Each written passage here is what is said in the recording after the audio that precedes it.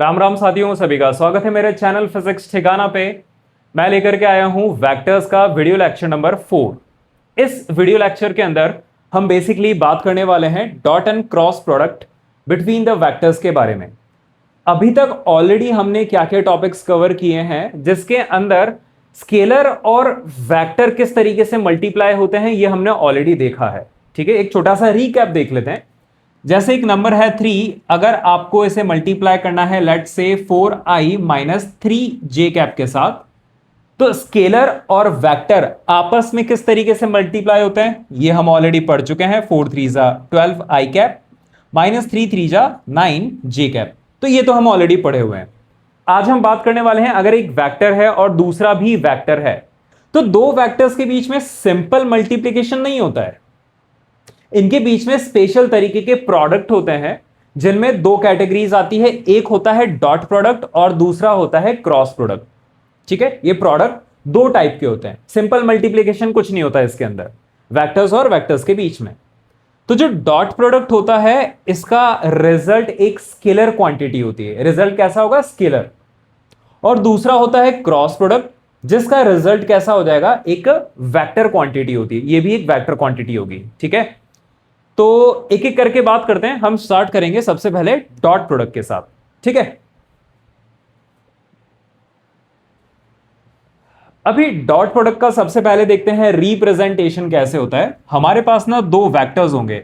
मान लो एक वेक्टर मेरे पास ए दे रखा है और दूसरा वेक्टर मुझे दे रखा है बी वेक्टर। इन दोनों वेक्टर्स के बीच में डॉट प्रोडक्ट होगा। तो ये डॉट प्रोडक्ट को रिप्रेजेंट कैसे करना है? देखिए, A vector dot B vector इस तरीके से लिखा जाएगा और प्रोनाउंस क्या करेंगे? A vector dot B vector. ठीक है, अगर B vector dot A vector लिखना है तो इस तरीके से लिखा जाएगा। ठीक है, अच्छा यहां पर ये छोटा सा कंफ्यूजन नहीं होना चाहिए कि ऊपर एरो कभी कभार तो बनाते हैं कभी कभार नहीं बनाते हैं। तो ये रफली लिखने का तरीका है और ये प्रॉपरली लिखने का तरीका है, तो दोनों का सिग्निफिकेंस सेम है, डोंट बी कंफ्यूज्ड। ठीक है, अच्छा तो ये तो हो गया तरीका रिप्रेजेंटेशन का कि डॉट प्रोडक्ट को कैसे रिप्रेजेंट करते हैं। अब क्योंकि इसकी रिजल्ट एक स्केलर क्वांटिटी आने वाली है, तो यहां पर हम दो तरीके सीखने वाले हैं। मेथड नंबर 1, जब आपको मैग्नीट्यूड गिवन है, जब आपको मैग्नीट्यूड गिवन होगा वेक्टर्स का और दोनों वेक्टर्स के बीच का एंगल पता होगा, है ना। मेथड नंबर 1 हम कब यूज करने वाले हैं? जब मैग्नीट्यूड्स दोनों वेक्टर के पता है और एंगल बिटवीन द वेक्टर्स भी हमें पता है, तब पहला मेथड यूज करेंगे।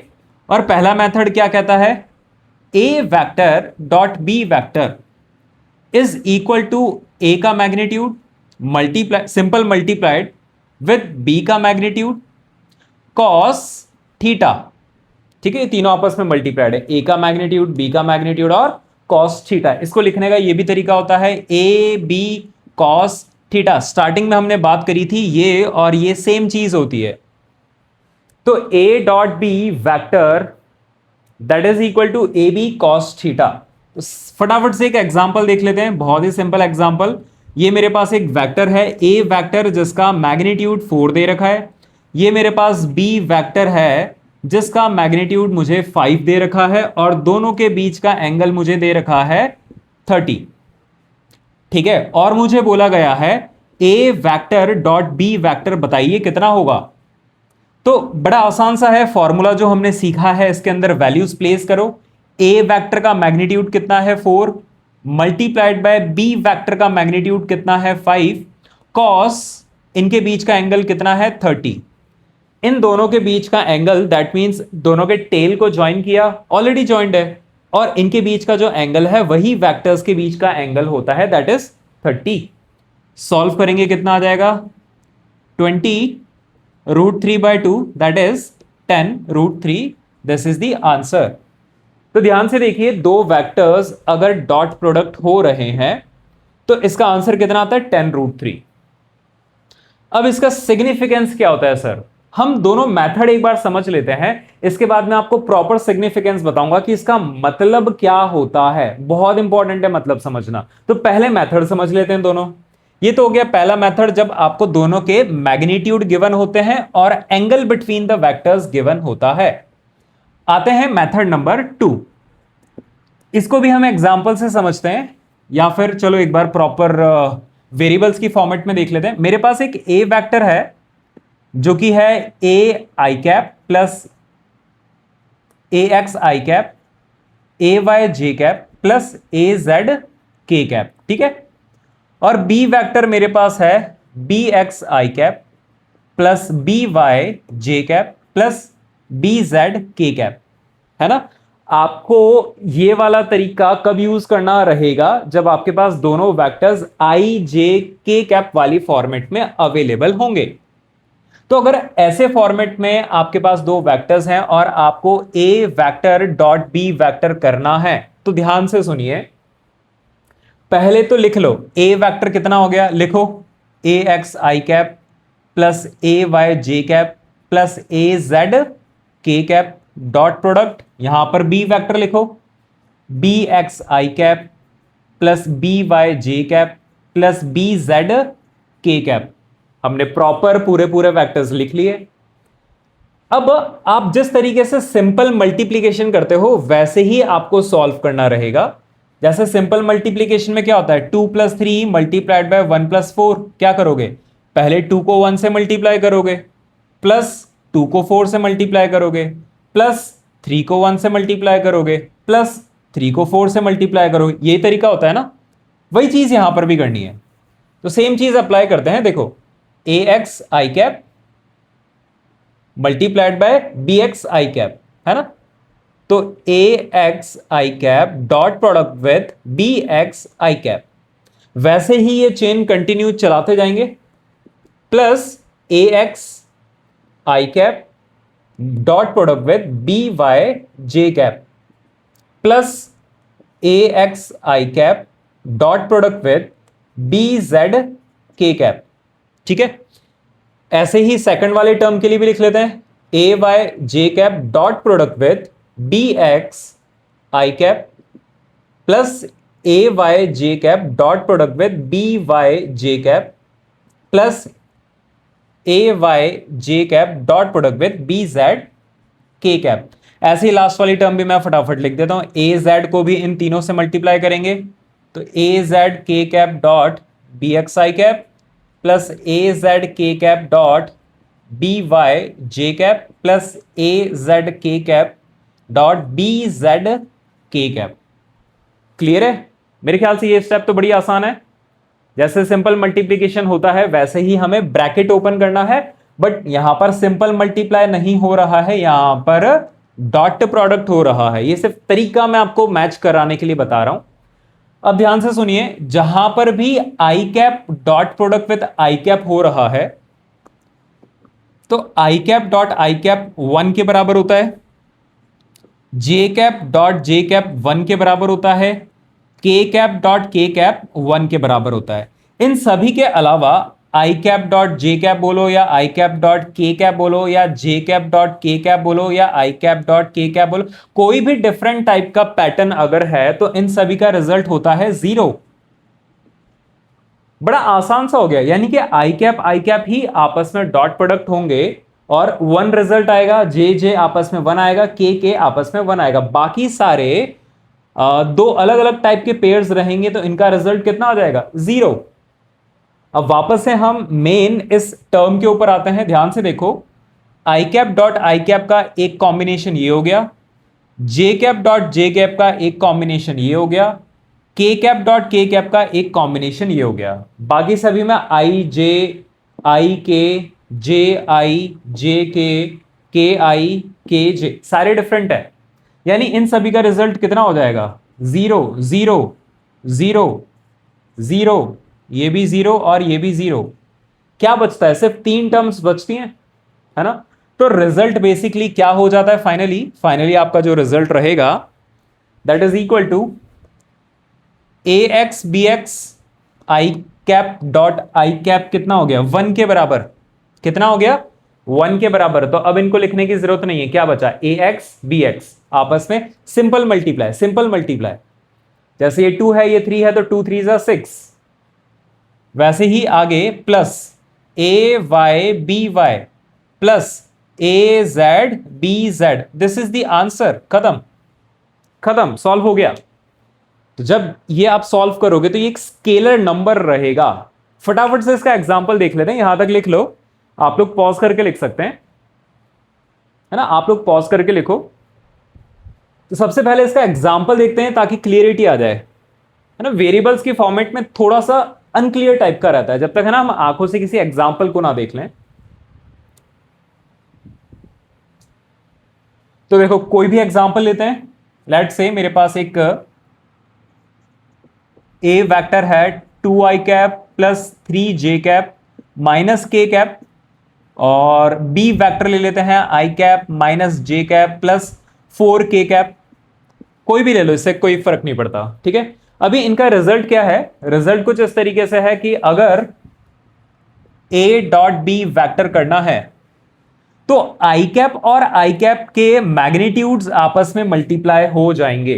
देखो i कैप के मैग्नीट्यूड्स आपस में मल्टीप्लाई हो रहे हैं, तो कितना हो जाएगा? 2 और 1 आपस में मल्टीप्लाई हो जाएंगे, यानी 2 मल्टीप्लाइड बाय 1 प्लस प्लस करके ए वाई बी वाई, यानी कि जे कैप और जे कैप के मैग्नीट्यूड्स को मल्टीप्लाई करना है।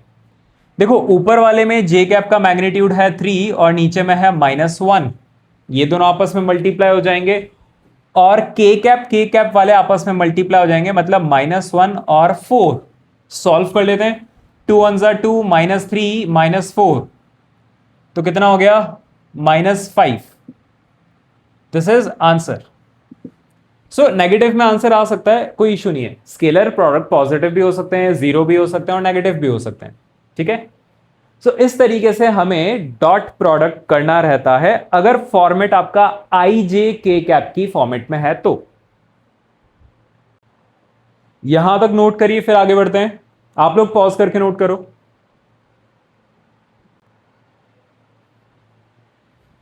तो आगे बढ़ते हैं, कुछ सवाल जवाब करते हैं। देखो पहला सवाल, अगर मेरे पास दो वेक्टर्स हैं ए वेक्टर और उसका अगर मैं सेल्फ ए वेक्टर के साथ ही डॉट प्रोडक्ट कराता हूं तो रिजल्ट क्या आने वाला है? रिजल्ट आपका आएगा दैट इज ए स्क्वायर, ए के मैग्नीट्यूड का होल स्क्वायर। एग्जाम्पल से समझते हैं इसको।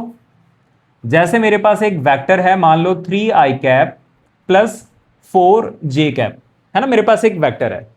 तो अगर मुझे ए वेक्टर डॉट ए वेक्टर करना है तो क्या हो जाएगा? 3i cap plus 4j cap dot product with 3i cap plus 4j cap.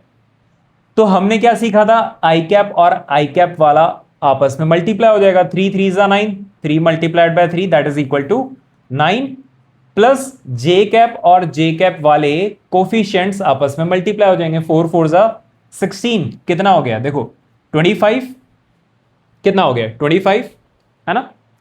और अगर मैं a का मैग्नीट्यूड निकालता हूं तो a का मैग्नीट्यूड कितना हो जाएगा? 3 स्क्वायर प्लस 4 स्क्वायर का root that is equal to 5।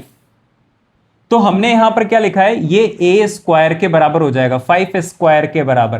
क्या मैच हो रहा है? ध्यान से देखो, मैच हो रहा है, बिल्कुल मैच हो रहा है, यानी a डॉट ए को हम a स्क्वायर लिख सकते हैं, ठीक है। अच्छा दूसरा तरीका प्रूफ करने का, ए वेक्टर डॉट ए वेक्टर को क्या लिख सकते हो? देखो ए डॉट बी होता है ए बी कॉस थीटा, तो ए डॉट ए क्या हो जाएगा? ए का मैग्नीट्यूड मल्टीप्लाइड बाय ए का मैग्नीट्यूड कॉस, एंगल कितना होगा? सेम वेक्टर्स के बीच में एंगल 0 होता है, कॉस 0, कॉस 0 की वैल्यू 1, तो ए मल्टीप्लाइड बाय ए कितना हो जाएगा? ए स्क्वायर।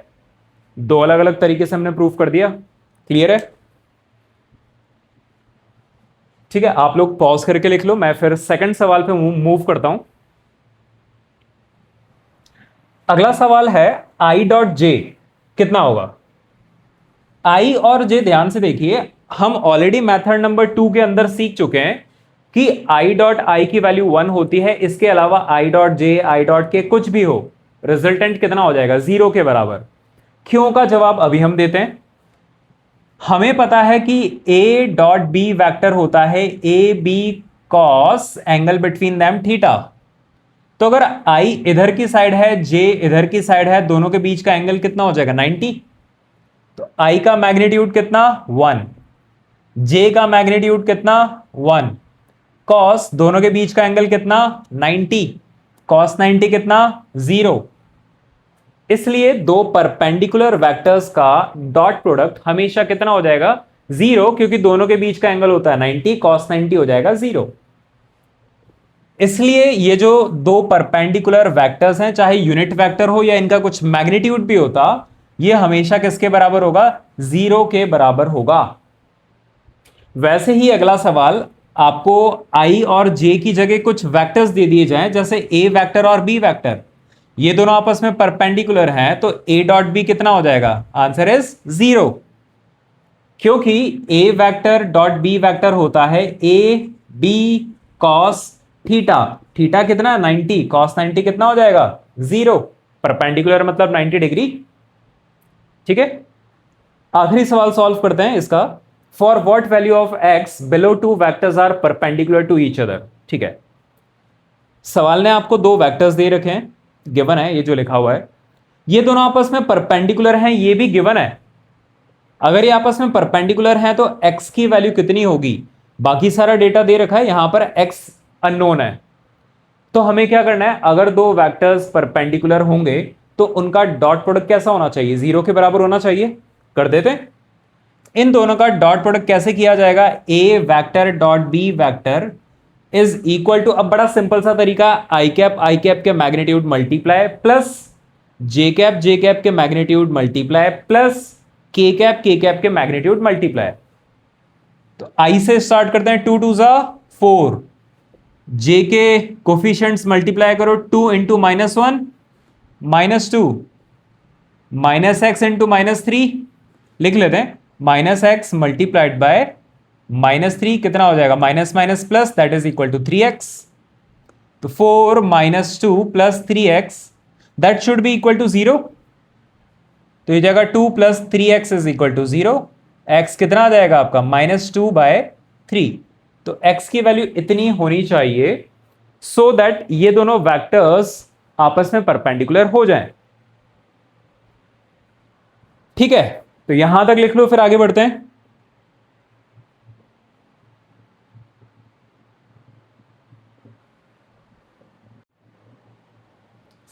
अभी हम देखते हैं मीनिंग ऑफ डॉट प्रोडक्ट, कि डॉट प्रोडक्ट का मीनिंग क्या होता है, और साथ ही साथ हम देखेंगे कि एक वेक्टर का दूसरे वेक्टर के ऊपर कंपोनेंट क्या चीज होती है। बहुत इंपॉर्टेंट चीज है ये, इसके ऊपर काफी सवाल आते हैं।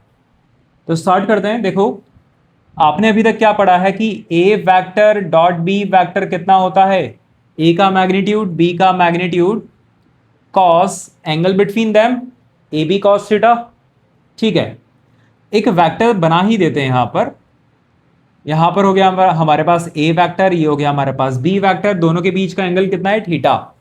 तो सबसे पहले तो ये देखो कि component of vector over another vector, यानी मुझे b वेक्टर का कंपोनेंट चाहिए a वेक्टर के ऊपर। मैं लिख लेता हूं एक बार, फिर समझाता हूं। देखो, component of b vector on a vector, पढ़ लो इसको, ये चीज हम फाइंड आउट करने वाले हैं और क्या होता है ये समझने वाले हैं। देखो, component of b on a vector, b का a वेक्टर के ऊपर कंपोनेंट बोलो या प्रोजेक्शन बोलो, एक ही बात होती है, प्रोजेक्शन और कंपोनेंट एक ही बात है।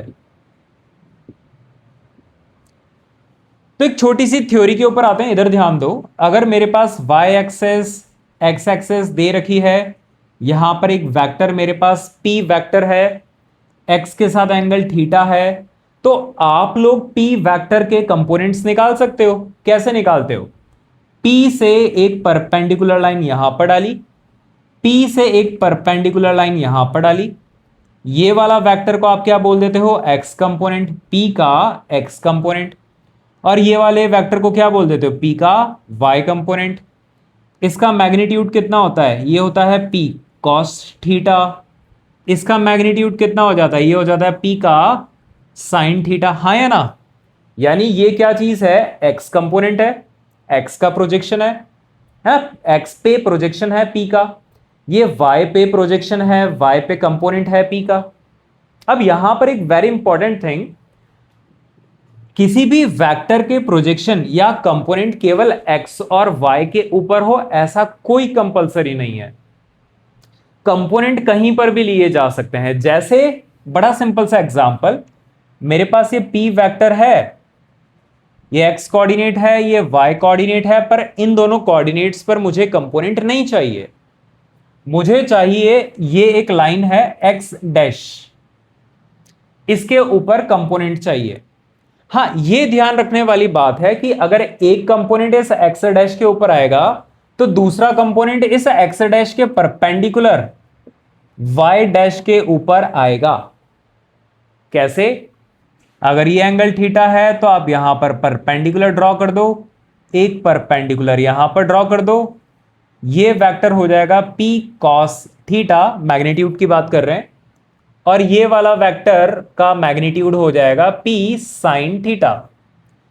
तो बात इतनी सी है, जिधर साइड थीटा एंगल होगा उधर की साइड p cos थीटा वाला कंपोनेंट आ जाएगा और दूसरी वाली साइड पर p sin थीटा वाला कंपोनेंट आ जाएगा। तो ये जो कंपोनेंट्स हैं ये x और y पर नहीं है, x डैश y डैश किसी नई एक्सिस के ऊपर है। कंपोनेंट कहीं पर भी लिए जा सकते हैं। आई थिंक ये पॉइंट क्लियर है। ठीक है, तो वापस से यहां पर आते हैं। b का a के ऊपर प्रोजेक्शन या कंपोनेंट कैसे निकालेंगे? सेम तरीका, किसी का भी किसी के ऊपर कंपोनेंट के लिए परपेंडिकुलर ड्रॉ करो, जहां पर भी ये पॉइंट मीट करेगा वहां तक का एक वेक्टर, ये क्या कहलाएगा? देखो, ये है p का कंपोनेंट x के ऊपर, किसका है? p का, तभी तो p से हमने ड्रॉ किया परपेंडिकुलर, b से ड्रॉ किया है तो ये हो जाएगा b का कंपोनेंट a के ऊपर, b का कंपोनेंट a के ऊपर। क्लियर है? So this is b cos theta, जैसे ये p cos थीटा है वैसे ये b cos थीटा, और ये क्या चीज हो गया? ये हो गया component of b on a vector. Clear है?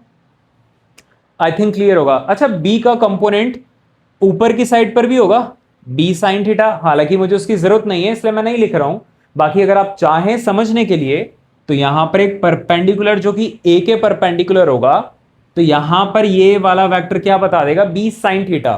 ठीक है, फिलहाल मुझे जरूरत नहीं है इसलिए मैं नहीं बना रहा हूं। क्लियर है? तो यहां पर हमने क्या समझा? This is component.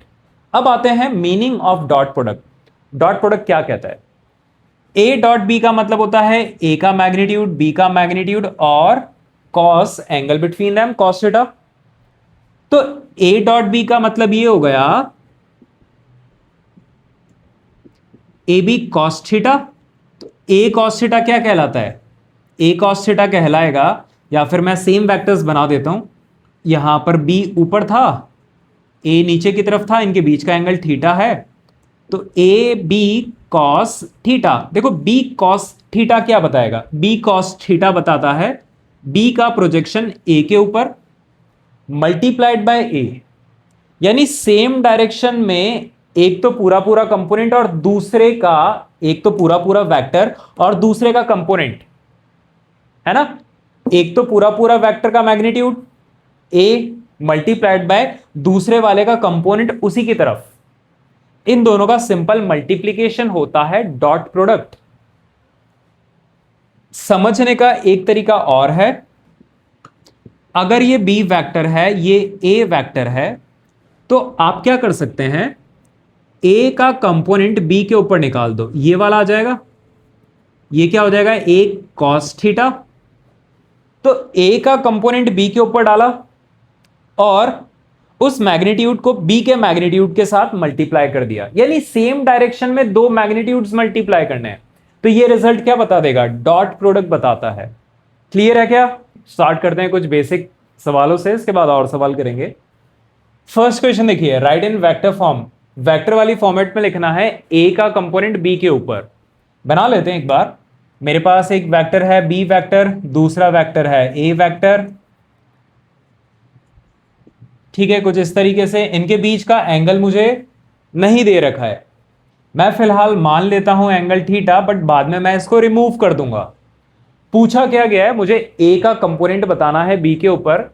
तो हमें इतना तो पता है कि ये जो a cos थीटा है यही a का कंपोनेंट b के ऊपर होता है। पर मुझे क्या बताना है, वेक्टर वाली फॉर्मेट में बताना है। तो क्या इस वेक्टर को मैं ऐसा लिख सकता हूं, magnitude multiplied by direction. Magnitude कितना हो गया, ए कॉस थीटा, और इसका डायरेक्शन कितना हो जाएगा, क्या बी कैप लिख सकते हैं डायरेक्शन। ये जो बी वेक्टर है इसकी डायरेक्शन कैसे होती है, बी कैप, है ना। बी कैप को क्या लिख सकते हो, बी वेक्टर अपॉन बी का मैग्नीट्यूड। ऑल्सो यहां पर कॉस थीटा को क्या लिखा जा सकता है, A dot B is equal to A B cos theta होता है। तो यहां से आप cos theta is equal to A dot B vectors divided by A B लिख सकते हैं।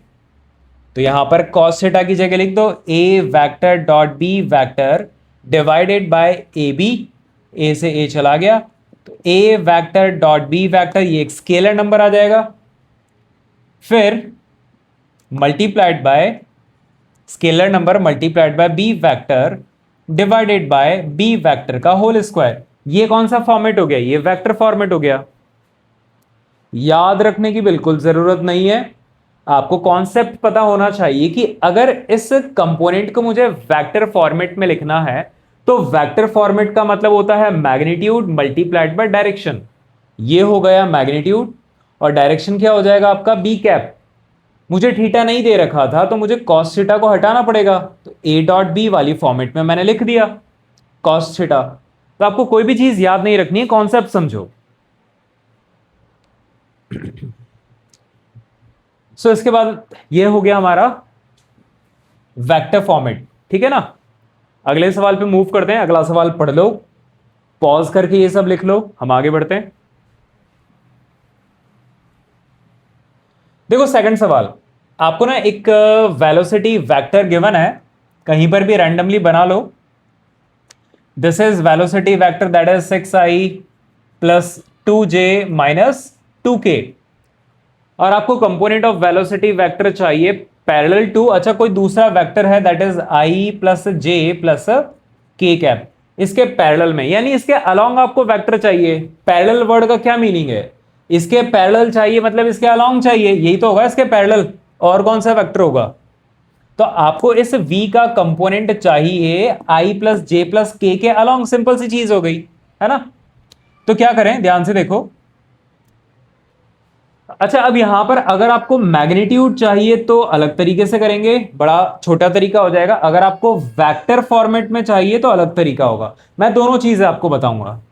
तो देखो, अगर मुझे केवल मैग्नीट्यूड चाहिए दैट मींस मुझे ये वाला वेक्टर चाहिए, यही होगा v का component on i plus J plus K cap, ठीक है।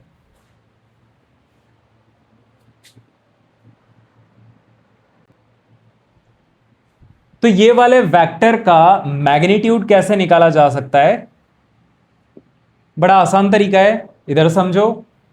ये v वेक्टर है, इसे थोड़ी देर के लिए आप x वेक्टर बोल दो, थोड़ी देर के लिए ये एंगल भी आप थीटा मान लो, हम बाद में इसे हटा देंगे। तो क्या v का मैग्नीट्यूड cos थीटा, क्या यही मैग्नीट्यूड हो जाएगा, v का cos थीटा यही तो मैग्नीट्यूड होगा, हाँ या ना। बस खत्म, यहीं से सॉल्व करना स्टार्ट करेंगे।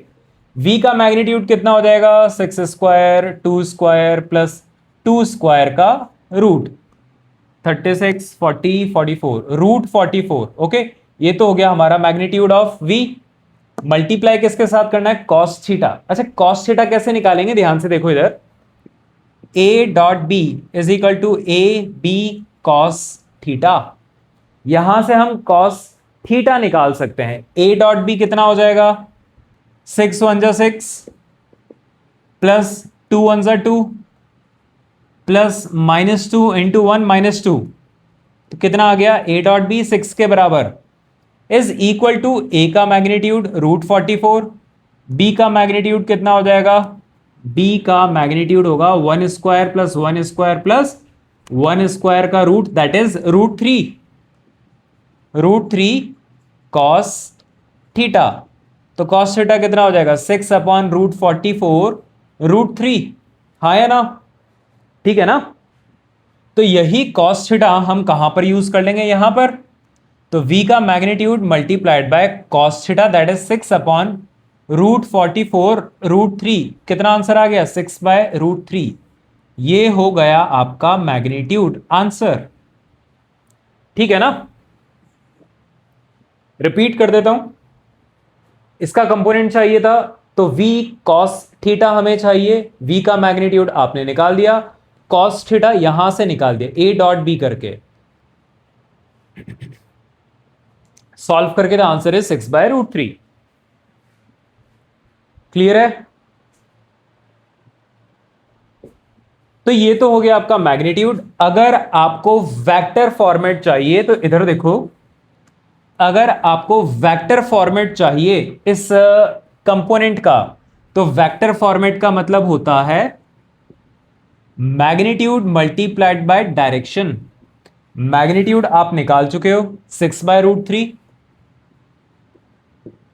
Multiplied by direction. डायरेक्शन क्या हो जाएगा? बी कैप या एक्स कैप लिख दो, बी वेक्टर बोलो या एक्स वेक्टर बोलो, बी कैप निकालना है आपको, मल्टीप्लाई कर देंगे। और बी कैप का मतलब क्या होता है? B vector divided by B.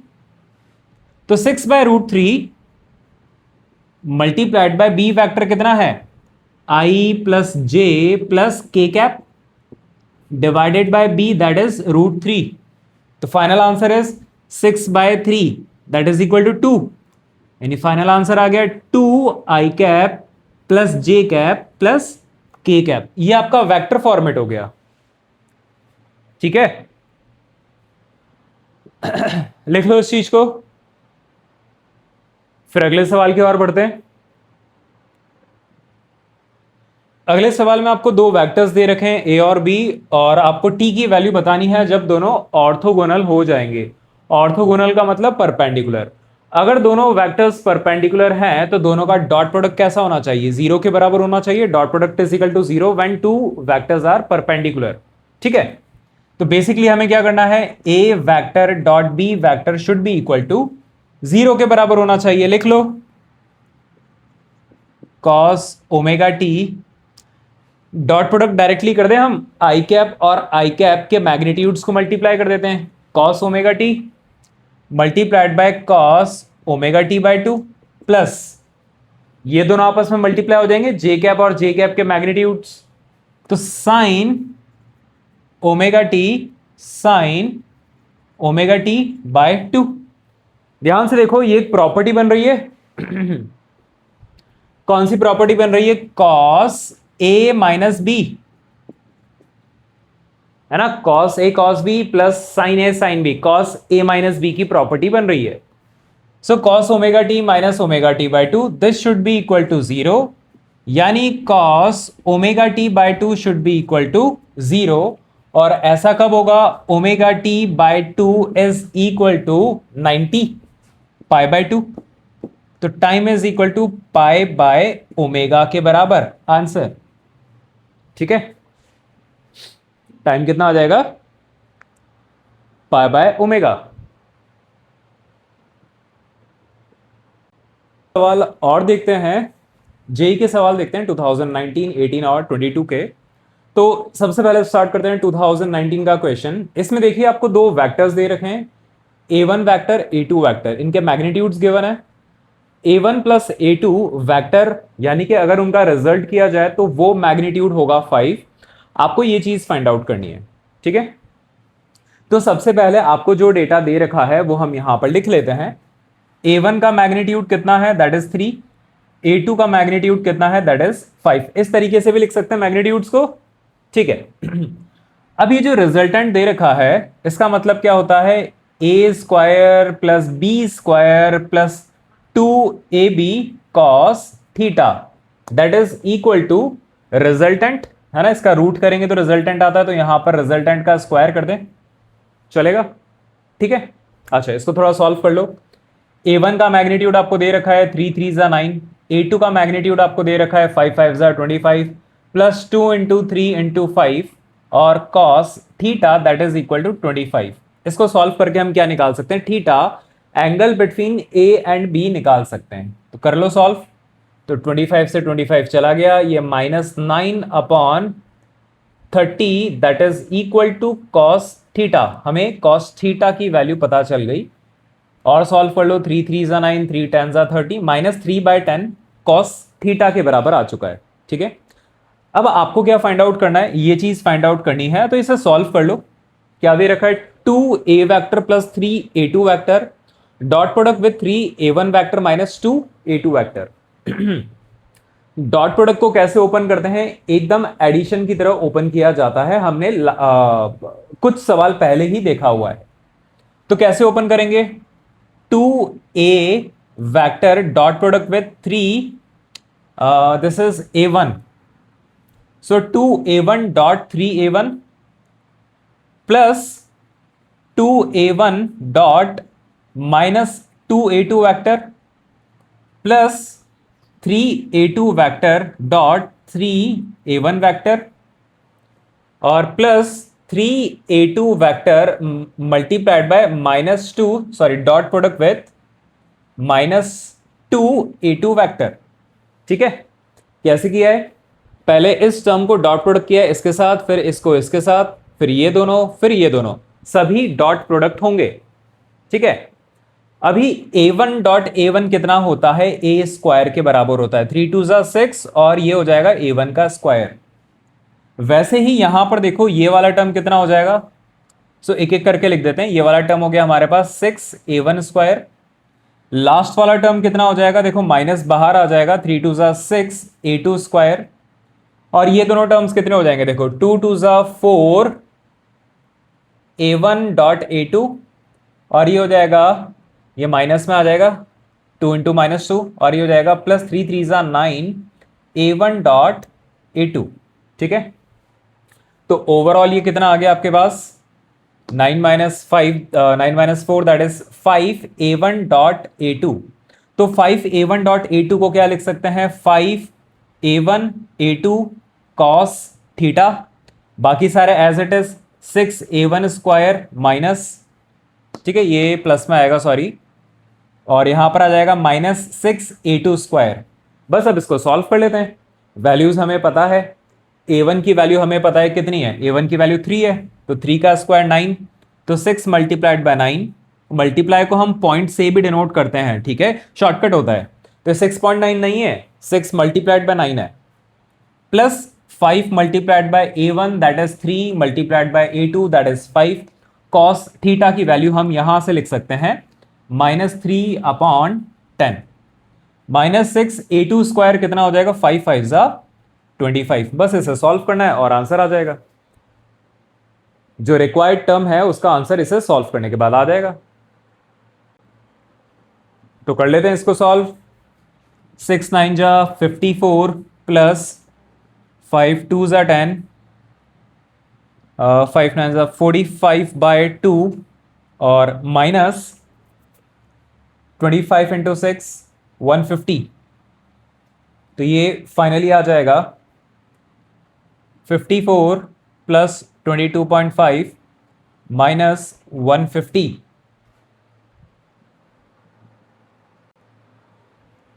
Sorry यहां पर नेगेटिव आएगा ना, सो यहां पर नेगेटिव, सो आ जाएगा -118.5 आंसर। ठीक है, कॉपी कर लो।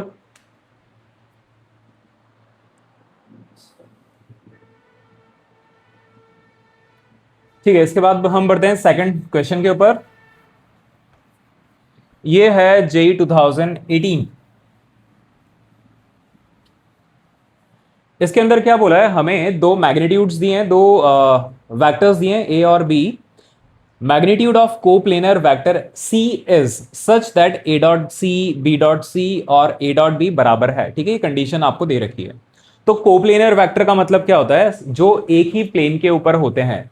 जैसे ए वाला वेक्टर एक्स और वाई के ऊपर है, बी वाला वेक्टर एक्स और वाई के ऊपर है, क्योंकि के कंपोनेंट नहीं है। यानी जो सी वाला वेक्टर होगा इसमें भी केवल आई और जे के ही कंपोनेंट होंगे, तभी तो जाकर के ये इस प्लेन के ऊपर बन पाएगा, है ना। एक वेक्टर ऑलरेडी आपका इधर है, एक वेक्टर आपका इधर की साइड है, तो तीसरा वेक्टर कोप्लेनर है, यानी वो यहीं कहीं होना चाहिए। यानी उसमें भी आई और जे के ही कंपोनेंट्स होंगे, के का कंपोनेंट नहीं होगा। ठीक है, तो हम क्या करते हैं इस सवाल के अंदर, सी वेक्टर को मान लेते हैं x I cap plus Y J cap मान लेते हैं। ओके, अब आपको जो कंडीशन दे रखी है ये कंडीशन को लिखो। हमें ए और बी दे रखा है, तो ये लास्ट वाला इक्वल टू के सबसे लास्ट वाले टर्म को सॉल्व कर लेते हैं। देखो सबसे लास्ट वाला टर्म क्या कहता है, A dot B. A dot B कैसे होगा, देखो 1 × 2 2 प्लस 1 × -1 2 - 1 कितना हो जाएगा 1। ठीक है, डॉट प्रोडक्ट हम कर सकते हैं ना, आई कैप के मैग्नीट्यूड्स मल्टीप्लाई जे कैप के मैग्नीट्यूड्स मल्टीप्लाई 2 - 1 सॉल्व करोगे तो +1 कितना आ जाएगा +1 आंसर आ गया। ठीक है, अच्छा ए डॉट सी करके देखो, ए ये रहा सी ये रहा, ए डॉट सी करो तो 1 × x प्लस 1 × y कितना आ जाएगा x प्लस वाई, कितना आ जाएगा x प्लस वाई। ये हो गया आपका a dot C is equal to, अब क्या बचा, अब बचा b डॉट सी। तो देखो b ये रहा c ये रहा, तो b डॉट सी करो 2 × x 2x -1 × y -y, यानी ये हो जाएगा 2x -y। हमारे पास ये कंडीशन आ चुकी है, गिवन है। तो एक काम करते हैं, पहले इसे बराबर कर देते हैं फिर इसे बराबर कर देते हैं, या पहले इन दोनों को बराबर कर देते हैं फिर इन दोनों को बराबर कर देते हैं। कोई भी कंडीशन आप लगा सकते हो, कोई प्रॉब्लम नहीं है। तो पहले इन दोनों को सॉल्व करो, 2x - y = 1 और दूसरा हम सॉल्व करेंगे x + y = 1। दो इक्वेशन दो वेरिएबल सॉल्व करके x और y दोनों आ जाएगा। तो यहां से x = 1 - y यहां पर प्लेस कर दो, x = 1 - y -y = 1, तो 2 - 2y - y = 1, सो 2 - 1 1 = 3y y = 1/3। y की वैल्यू आ चुकी है, तो यहां से x की वैल्यू भी निकाल दो, 1 - 1/3 that is 2/3। So finally C vector कितना आ जाएगा, x कितना है आपका 2/3 आई कैप प्लस y कितना हो जाएगा 1/3 जे कैप। ये आंसर है। ठीक है, सी वेक्टर किस तरीके से निकालना है क्लियर है। जो कंडीशन दे रखी है इस कंडीशन को ओपन करो, सॉरी जो कंडीशन दे रखी है इस कंडीशन को लिखो। सी वेक्टर हमने क्या मान लिया, x I cap plus Y J cap मान लिया, और जो कंडीशन दे रखी है उसे लिख दो, कुछ ना कुछ मिलेगा। यहां पर दो दो इक्वेशंस हम इक्वेट करके बना सकते हैं।